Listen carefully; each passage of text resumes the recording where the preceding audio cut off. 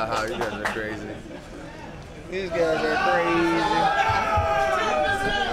Does this thing lift up anymore? Yeah, that one. Yeah, that one. It's not on flyweight right now. We need to move it up. Yeah, you know what I'm saying. Yeah, I grew up in church. I know how to work these things. Singing in church. How you guys doing? You guys doing great? How you doing? What's the feel right now? Oh man, I feel great, bro. I woke up this morning at 2:11, and which is unbelievable. I've been drinking water. Feel mad strong, hydrated. Just got back from Joe's famous Italian ice. That was great. Shout out to that guy. You guys owe me free ice cream. We had ice cream just now, and I'm excited. Not planning on working out today, just because that's just how I get down. But I am going to spend at least like 30 minutes just touching hands with some of these people that are here, signing some of their pictures and taking some pictures. So that's my spiel, and I'm here to answer you guys' questions. So what's going on? Why don't you do a workout? Is it just you don't want to show anything for the cameras, kind of keep your secrets close? I think that right now is a little bit of a mystique about what I got to offer, how I've progressed, and I want to keep it that way. Yeah, for sure. Took the shirt off at the face-off yesterday. Yeah. What was the thought process there? Man, because I just feel good. Last time me and Daniel Cormier we faced off on stage, I just felt like he was so unsure about maybe his weight cut or his physique or whatever that he turned his back to the audience, and I just showed a little weakness in that at that moment, and so I just wanted to just keep it in his face. Like, I think being on top of your weight cut is it's just one more thing that works against Daniel, you know what I mean? Like, he didn't make weight last time. And I know when you cut weight, man, and especially with this new commission, like, he can't weigh anything more than 225 coming into the fight. So he has to find a way to completely rehydrate and get his food in and try to feel strong on the night of the fight. I just think not only is he going against somebody who's beaten him before, who trains at high altitude, who's younger than him, but on top of all that, my weight cut is like unbelievable, and I feel like I'm going to be at full strength. And I hired a new nutritionist, and working with a breathing coach, and just doing all these things that I feel is going to help me to fly on the night of the fight. Where Daniel Cormier, I mean, a whole week ago, he's been looking all sucked out and drained. You know what I mean? And I think that's going to play dividends in the fight. So yeah, that's why I took off my shirt, because I'm super proud of where I'm at physically. Daniel was like, he said something like, John's messing with the formula. We're doing all that powerlifting. So now I got back to my lean self, my more endurance-based self, my more agility-based self. And I appreciate him giving me good advice to lay off the weightlifting. Daniel said that Jimmy Manuel was still a contingency plan. As far as you know, if Daniel Cormier is not available, is that a fight you have to take? Listen, you guys know how I get down. I do not take last-minute fights, no matter who says what. Are you worried about Cormier making weight? No, I'm not worried about him making weight. I feel like, what happens if you don't make weight? It's not a title fight, right? It'll be a title fight for you, probably. But not for, is that how it works? Yeah, so I'll fight him, even if he's 5 pounds over, 10 pounds over, I'll fight Daniel Cormier. I feel like I can beat Daniel Cormier. I put in the work. I've trained so hard, and I feel like I can beat him whether he's overweight or not. What is it, like 20% of his purse will go to me? And I would gladly take that 20%. So I hope he's somewhere thinking about quitting on that weight cut. Yesterday, Daniel said that he's seen more doubt in your eyes in the face-off than he's ever crazy. seen before. I heard about that. Yeah, he said that when you heard him? Yeah. That he saw doubt in his eyes? That's crazy. Okay, so we were facing off yesterday, and I come up in his face, and he says absolutely nothing. Where normally he's always saying something to me. This time, he said absolutely nothing. He's just looking at me, and I look him down, I look up at him. Like he's scared, Jones? Yeah, he said nothing. He had nothing to say. And then, so I didn't have my belt on me, and which was a slip up on my side. But I should have had my belt on me, but I didn't want to take a whole bunch of pictures with me without the belt. He got the belt, so I said, I'm not even going to stand up here and take these pictures. So as I started to walk away, then he pretended like he was coming after me. What a coward-ass move, right? You get no points for following a man who can't see you. It's not like he chased me. He's like, and then Dana like did like this, like, stop, guy. Like, come on, you're making yourself look silly, and he just stops. It's hysterical. How do you see doubt in my eyes? You know, it's like I think Daniel tries to create realities that aren't true, and I don't know. You did look him in the eyes though, and usually you do the downwards. Why did you look him in the eyes? Quite a few fights now, I've been looking people dead in their eyes instead of looking away. When I was younger, I used to kind of look away, but a guy like Daniel, he has my full, undivided attention. You know, he says that he's in my head, and that's exactly where I want him to be, is in my head, because he is in my head. I think about him all the time, and that's what makes me do the things that I do. It looked like you said something to him. Oh yeah, I don't know why. I don't know why this came out, but I'm just looking at him in the eyes, and I just felt like his presence was so weak, and he just felt so small to me. I've been training with so many heavyweights this camp, so he just felt so small to me, and I just looked down at him, and I was just going, "You little shit," and I don't know why. And then it was like, "Whoa, whoa, whoa." Well, yeah, I called him a little shit. Sure, I could have come up with something a lot better than that, but that's all I had at the moment. John, the first fight you guys ever crossed paths was at the Honda Center when he was there to corner Velasquez at UFC 121. So this is kind of coming full circle. When you were offered this fight in this arena, did you think about that at all? Did you think any symbolism out of that? Yeah, I didn't really think about it. Ariel was saying the first time I met Daniel Cormier in that backstage situation where I told him I could out wrestle him or whatever, was at the Honda Center. He's asking, did I think about the symbolism and it all coming full circle and ending here? And I said no, I really didn't think about it. But I mean, it's pretty cool that it all ends here. It started here and it's all going to end here. There will be no grudge match. There will be no trilogy. Like I say all the time, Daniel Cormier is not my rival. I have no issue with him. Me and Rashad Evans, we see each other and I shake his hand. Me and Chael Sonnen, we see each other and I shake his hand. Vitor Belfort, when I see these guys, I shake their hands. I have no problem with any of the guys that I've defeated in the past, and I'm sure I won't have any problem with Daniel after this weekend. Do you have a problem with Gustafsson? Because it sort of seemed like he might. No, I have no problem with Gustafsson. So the thing with Gustafsson is he came out of nowhere and was like, John Jones is a terrible person and he's a terrible human being and I don't respect him and all this stuff. Dude, I don't even know what Gustafsson been. Last time I heard from Gustafsson, he was talking about quitting fighting altogether. And now he comes back out of nowhere making comments about me. If you guys realize, I don't really come out and attack any fighter unless they come out and say something sideways about me. Like Jimmy Malawa, whatever his name. I've said nothing negative about him thus far. You can't find any negative quotes about him. Why? Because he hasn't said anything negative about me yet. So I wait for people to attack me and then I go hard. You come at me, I'm going hard. I'm going to try to say the meanest shit I can think of to get under your skin. That's just the guy I am. I'm a reactionary person when it comes to the conflicts. For the most part, I would rather just focus on the martial arts and not even like have beef with people, you know what I'm saying? But when you draw it out of me, dude, I try to win, you know, freaking and crush people before the fight even starts. Will you be keeping an eye on his fight against Volkan in the back earlier on in the card? To be dead honest with you, bro, sincerely, I haven't watched the Volkan guy fight yet. I have no clue. I hear he's from Russia and I hear he's tough, but I haven't seen not even a highlight video of him yet.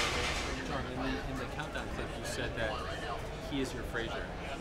Who's that, Dave Cormier? Yeah, and that's the first time you've ever acknowledged that anyone is your Frazier. No, I think Frazier won the first fight. Yeah, but I think we talked about that with Rashad Evans too. Yeah, you said he wasn't your Frazier.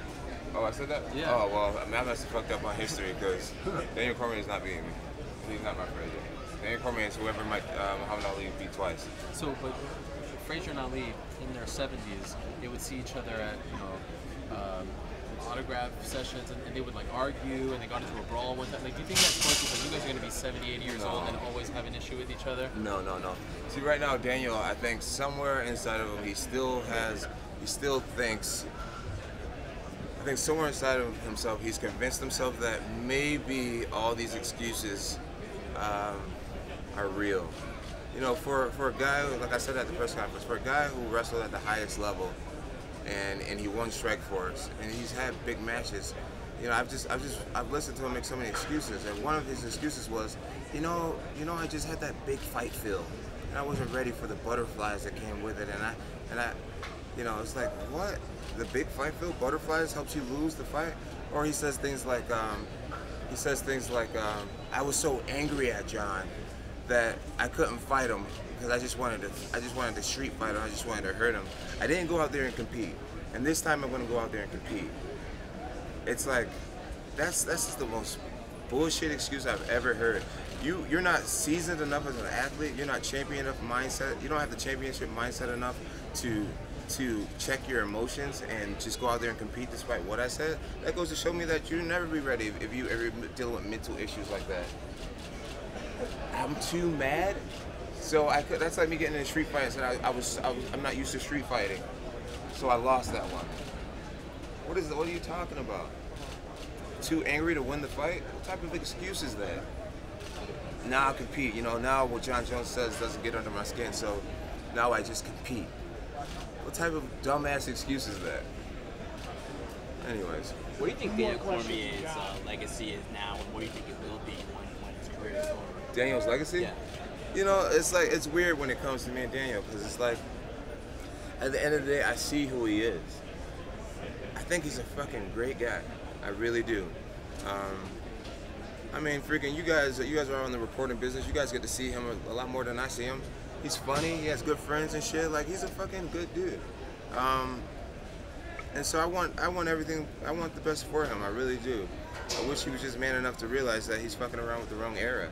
You know what I mean? He's just so happened to come into the sport. He's 39 years old and he's fucking with a guy who's in his prime. A guy who honestly believes that this is his era and does everything in his power to make sure that it's his era. And, you know, if you could just swallow that and say, you know what, I'm the baddest motherfucker outside of John Jones, and I can go to sleep with that because I'm still a bad motherfucker.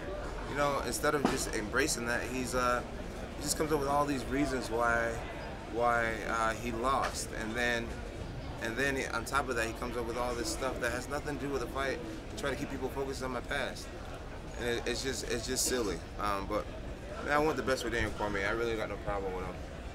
The fight's gonna be over soon.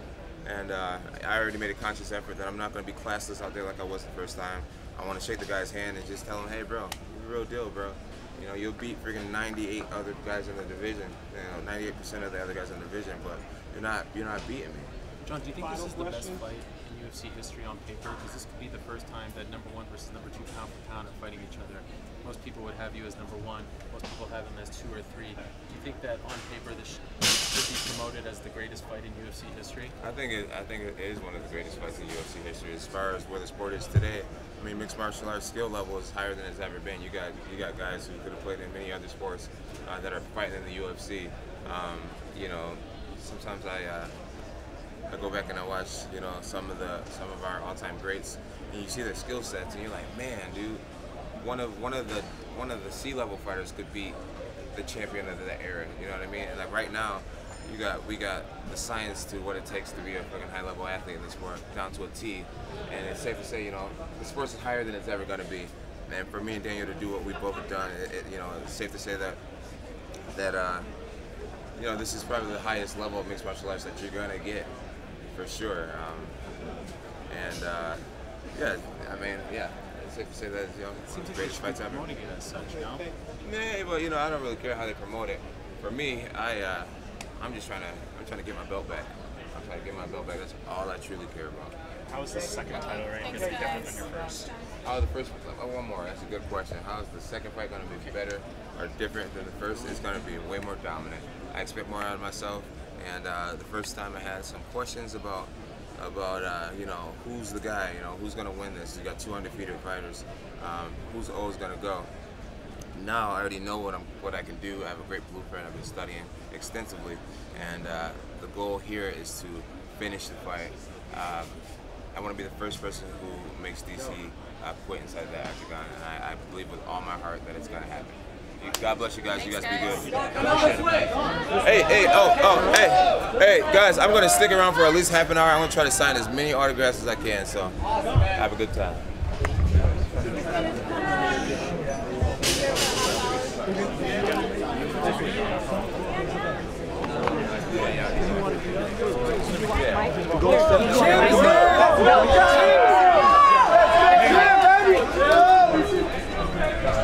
Alright, what's up, everybody? Alright, yo, guys. So, I appreciate you guys all being here. And right now, I'm going to call my coaches up. I want you guys to meet these guys. These guys are responsible for everything that I have done in my career, and I think all honors are going to them and my Lord and Savior Jesus Christ. So I got Roberto Alencar come up here. This is my jiu-jitsu coach representing Gracie Baja. Amazing. piece up my blue belt from this guy. Yes, sir. Absolutely amazing. If I end up chugging DC out, it'll be because of this guy. I got my boxing coach, Brandon Gibson. Amazing boxing coach. I do believe my boxing has improved tremendously. You guys will see that in the fight. Daniel, I think he thinks that he will beat me in that category, and he will be really mistaken. So, to Brandon Gibson, thank you so much. Mikey Benefield, this is my workout partner, mini Brock Lesnar. I was able to out-wrestle for the first time all the drills. I appreciate you so much. Izzy Style, where you at, Bubba? Oh, yes. Izzy Style wrestler. Hey, Izzy, how many national champs do you have this year? 5 national champs in high school. He's sending people to Division I colleges every year. He just had a guy in Real Woods go to Stanford University. So many guys going to Ivy League, and I'm so proud of you as well. So guys, this is my coaching staff. You guys can just give them a round of applause. Alright, so I'm aware that I have been not fighting a lot, so there's probably a lot of questions. People are wondering where my game's at, and I want to keep it there. I'll let you guys all see it Saturday night at UFC 214. So I'm not going to do an over workout, but what I will do is, I remember at UFC 200, I didn't get to meet a lot of people, so I'm going to try to shake hands and sign autographs for almost everybody. How about that? That's much better.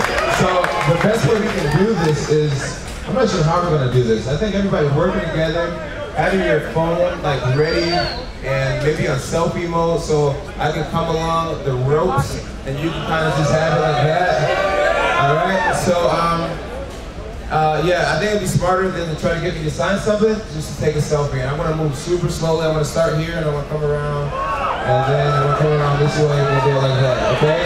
Okay, the super fair thing for you to do is once you get your picture, just let someone else get there. So be good with one of them, all right, guys? And group pictures will be smarter than individuals, all right? All right, God bless you guys. Let's get this thing started. Yo, if you guys got music too, that'd be awesome, man. Good little music, some feel-good music, maybe some Bob Marley or something like that. Rastafari.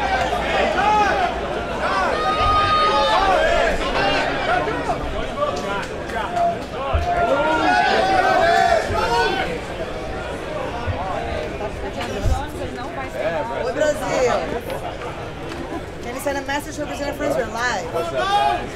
I just realized that most of my followers on social media are from San Paulo. I didn't realize that, so I gotta get down there and say hello. Okay, we're gonna wait for you there. Okay.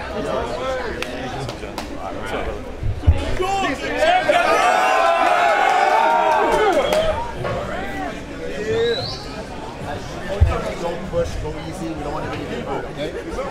Have your cameras ready too, guys. John's great enough to do this for us. Okay? Get your phone just. T-shirt needs to be spread. What's up, John?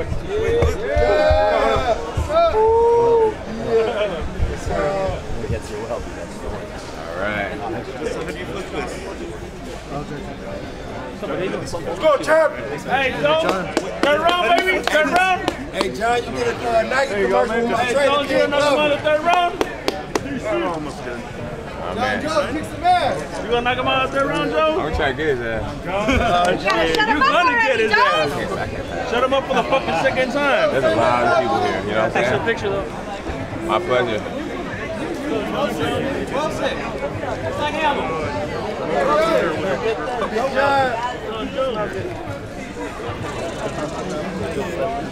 You want to sign your hat, buddy?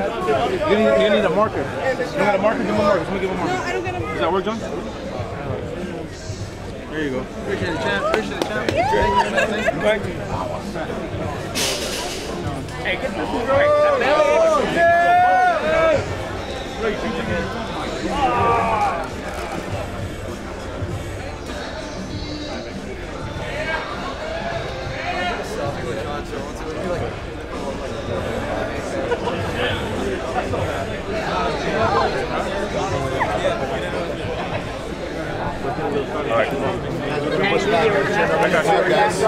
Get through. Move